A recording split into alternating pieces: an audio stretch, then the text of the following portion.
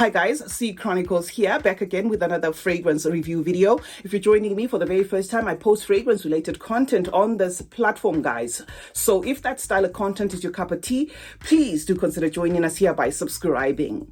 To those who are returning, thank you so much, guys, for the continued support. I appreciate you as always. Now, welcome to the much awaited Honor and Glory review from my side, okay? This is not a new fragrance. It's been about the block, but I got my hands on mine. So this is the presentation, guys. Badee Al Oud Honor and Glory by Lattafa. It comes in the standard box, but in case you're not familiar with the Lattafas, this is the presentation, guys. The bottle sits in there, and as they have been doing, of late, they've been spoiling us with a little envelope there that encompasses the note pyramid. I'm gonna take this fragrance out, show you the bottle and the atomizer as well. So this is the bottle, right?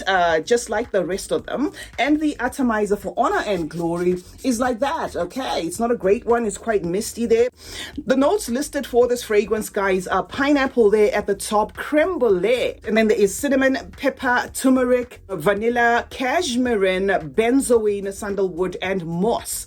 That is the note breakdown that makes this fragrance, guys. But what do I get? Right, let me outright say this has a screechy opening there. It comes across as a mishmash of a lot of things trying to speak at the same time. There is that pineapple that comes to the surface, but it's not as pineappling as I would have hoped it's gonna be in this fragrance. And I think maybe it is doing that because of the way the creme brulee, okay, is interpreting in this. I'm getting like a toasty, torched kind of creme brulee, a feel in this fragrance. Comes across as very sticky there.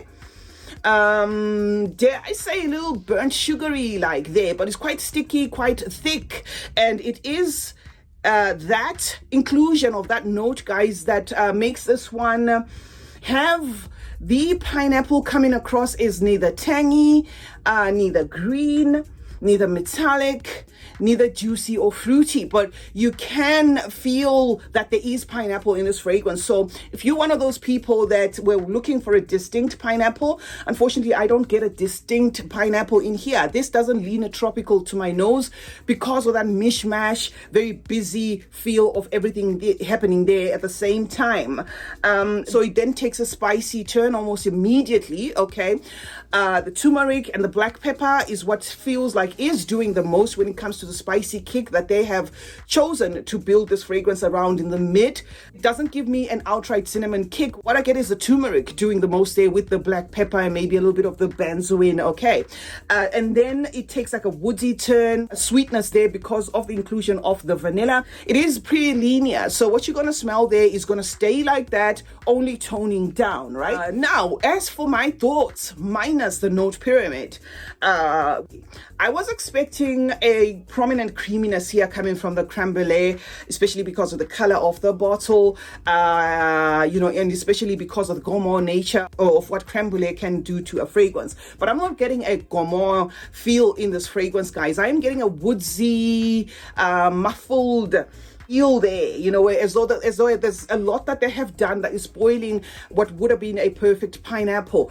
The second thing I can say is, because I keep up with a lot of Lattafas, this is not a brand new DNA to my nose, although I can see how this can be very special to a lot of people.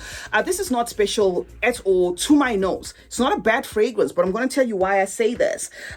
If you have a Herein Gold from their previous Lattafa Pride collection, this particular one, guys, I have it in a mini. If you have this fragrance, you kind of have a representation of what's going on here. They vibe the same, right? I'm giving you a mental shortcut so that if you haven't smelled this a lot at all, then you will know, what to expect. So if you have this fragrance, it feels as though Herein Gold has been layered with Halta Al Arabia Royal Blends. I did feature that one, I think 2 or 3 years ago. And a little bit of how the pineapple is interpreting in this. So it does feel like Lattafa in this fragrance has relapsed, if you will. And let me clarify on that, guys. This is not a bad fragrance, but I am saying, when Lattafa started as a brand, okay, they played around with the Oud Mood DNA a lot. This doesn't feel like Oud Mood. I'm just trying to give you a mental shortcut, an example here. They played around with Oud Mood a lot to an extent that I think some people ended up getting a little bit exhausted with what Lattafa was doing, where that same DNA that was very successful was then being played around a lot with in other fragrances, as extensions of. It feels as though Lattafa had a deliberate attempt to say, okay, we're going to play around with DNAs that we have used before and then just do a couple of touch-ups there. This fragrance to me fails to define what it's about. It's not a tropical, leaning fragrance because of the pineapple. It's not a creamy gourmand fragrance because of that creme brulee. It's very spicy, very woodsy there, drying down a little bit powdery there, but still keeping the theme of that pineapple that's very much trying to come out, but being muffled in that sticky background, in that vanilla-y background, and that spicy background. So it feels like a very busy fragrance. It's not going to be very unique if you have been keeping up with Lattafas like I do. Back to these fragrances again. Ajaib Dubai has got a pineapple in it, right? But it's not as pineapple-y as that Rave Now that you see there, because this one then takes like a butterscotch, a sticky butterscotch kind of turn, where for some people, that's where it kind of feels very busy and confusing. That is the sort of thing I get with this fragrance, where it feels like it would have been a nice thing, and then, oh, wait a minute, where is this? What direction is this fragrance going, towards? So that is what I get, guys, from this. But on the plus side, okay, because we're not here just to slag the fragrance off, because like I said, I can see some people totally finding this fragrance very special. This is a beastly performing fragrance on skin as well as on clothes. Linear as it may be, I sprayed it on skin and it was on steroids, guys, 16 hours straight. So this is a fragrance that's got the heavy lasting power there. And on clothes, I went with 4 to 5 sprays because it's quite heady.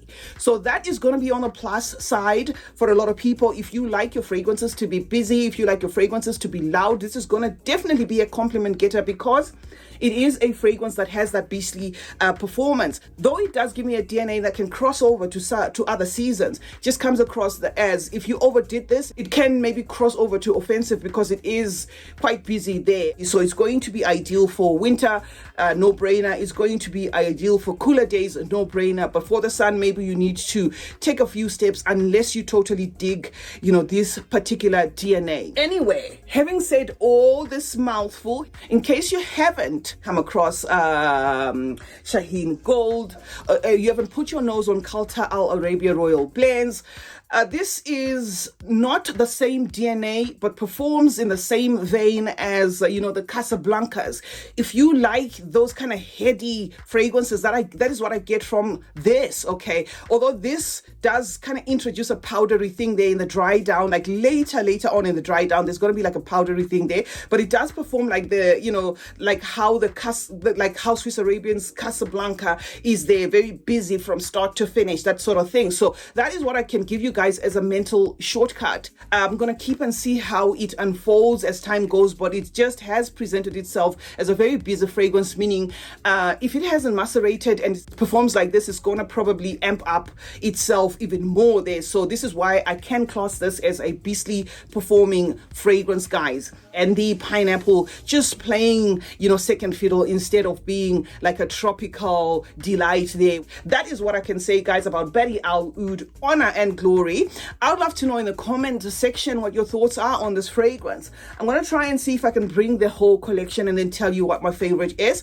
But for now, I'm not going to class this as my utmost favorite. It is okay. It is okay. But because I have used a couple of Lattafas, it's not coming across as very unique to my nose. CeeChronicles is my name. Thank you so much, guys, for joining me today. Let's meet in the comment section where we'll obviously discuss more about fragrances. Let me know what your thoughts are on this fragrance if you have it. Do turn on post notifications as well. That way you get to be notified anytime I upload a video. Like and share this video, and also while you're at it, please do remember to subscribe. And smelling good, guys, is a form of good manners. Cheers.